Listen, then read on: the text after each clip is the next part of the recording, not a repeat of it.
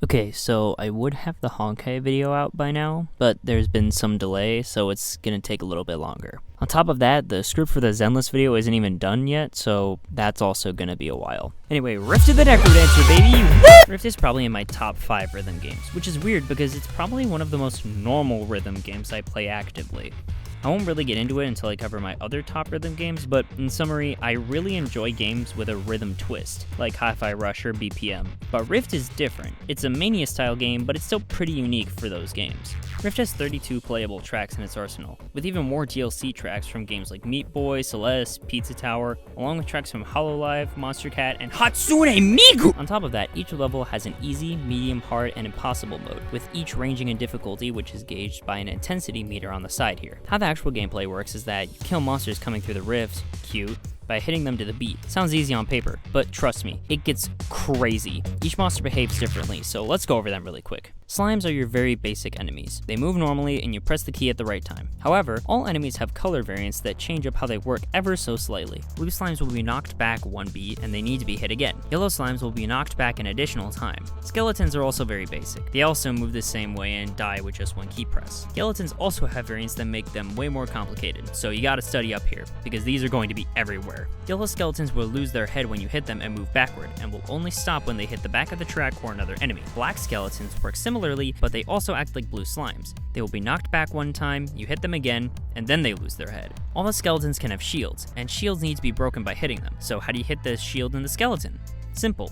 When the skeleton reaches the bottom, just press the key twice, once on beat, and then again on the very next half beat. On top of that, only the white skeletons can have 2 shields, which work the same way except they carry into the next beat. Meaning if a double shielded skeleton is on a beat just before a normal skeleton, the last hit of the shielded skeleton and the normal skeleton will be hit at the same time. I know this is a lot to absorb, but we gotta keep going. Bats are a lot easier to understand. When you hit them, they will be knocked back one beat, but they will also move whichever side they are facing. Yellow and red bats will both be knocked back twice, the difference being red bats will change direction, while yellow ones won't. Zombies are also very simple, and yet they're probably some of the more annoying enemies in the game. They will move left and right on the track. When they hit a wall or an enemy, they will turn around and go the other way, repeating the process until they reach the bottom. Thankfully, they only need one hit to die. Red zombies are similar, but they won't stop at the wall, instead appearing on the opposite side of the track. Armadillos are similar to the shielded skeletons, in that they need to be hit multiple times on one beat. Where they differ is that they need to be hit on triplet time. Yellow ones will need to be hit all 3 times, blue ones will need to be hit only on the first 2, and the red ones need to be hit on the first and last. Knights are the first enemy to really throw a wrench into the works on how enemies move.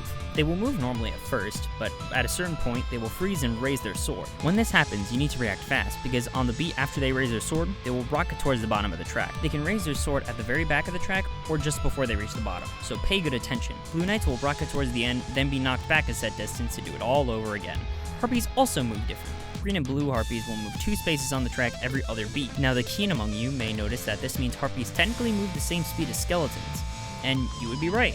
If a harpy and a skeleton arrive on the track at the same time, they will reach the end at the same time. Blue harpies need to be hit twice, but since they move every other beat, you have to wait for them to move, unlike slimes. Red harpies are the fastest in the game, moving 2 spaces every beat, meaning if the track is fast enough, these harpies can be moving at ridiculous speeds. Skulls are strange ones. When you hit them, they die, but create 2 skeletons the opposite direction they were facing, like this. Red and blue skulls will be knocked back before they create the skeletons, the difference being that red skulls will move the way they're facing like bats, and the blue ones don't.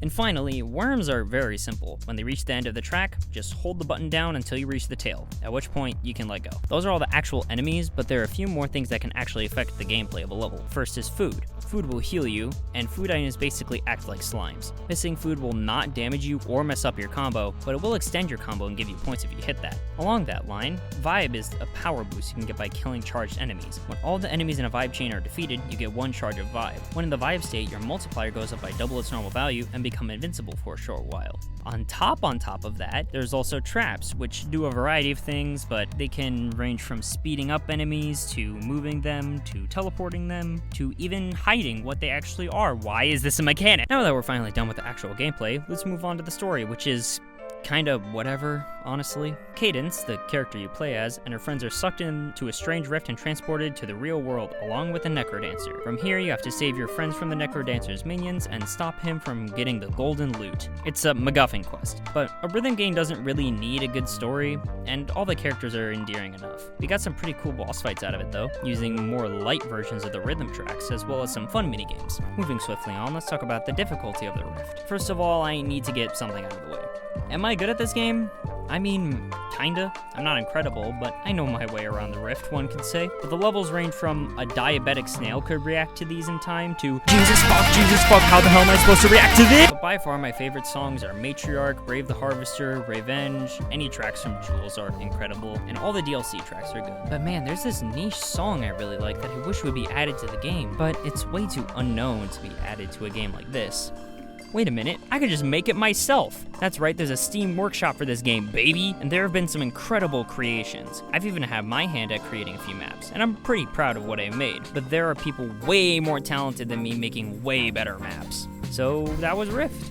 I know this video was kind of short, but it's kind of hard to talk about a rhythm game without delving into this level is cool and playing the game feels nice. But I would be remiss not to mention the remix, coda, and challenge modes. Remix changes all the notes within a level to something random, but still keeps the same normal rhythm. So the levels are technically the same, you just have to deal with different enemies. Challenge mode is a daily challenge of a random song on remix mode, and the coda challenges are absolutely brutal. The coda challenge works the same way that coda did in the original Crypt of the Necrodancer, in that if you miss a perfect note, you will die instantly. Other than what I mentioned, the animation is really good and the soundtrack is really good in general. Petition to add BPM into the next DLC pack, and that's all I got for now.